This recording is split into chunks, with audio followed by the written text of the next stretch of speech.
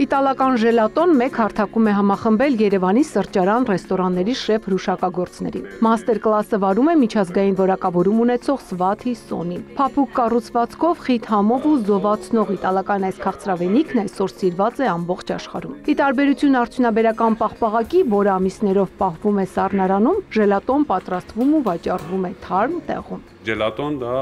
ձեռի գործ պրոդուկտ է, որը որ ջելատերիստը առավոտը վերականում, գնում է, ընտրում է իր երազանքի մոշը, մորին, պիստակը,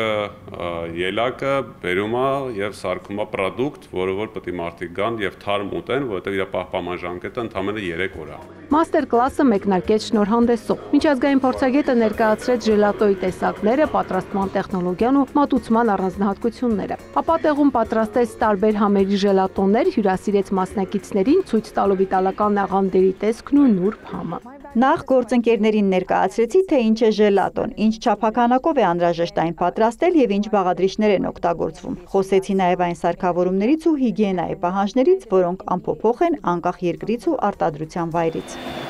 Ժելատոյից բացի փորձագետը պատրաստեց նաև սառը յոգուրտ ու մյուկ շեյք։ Սա Դհորեկայի երկրորդ նախաձեռնությունն է, նպատակը ոլորտի մասնագետներին ներկայացնել այս սարքավորումների հնարավորությունը, քանի որ որակյալ արտադրանք ստանալու համար ոչ միայն հումքն է կարևոր, այլև սարքի հետ ճիշտ աշխատանքը։ Վստահ եմ, որ զբոսաշրջիկները Հայաստանից հեռանալիս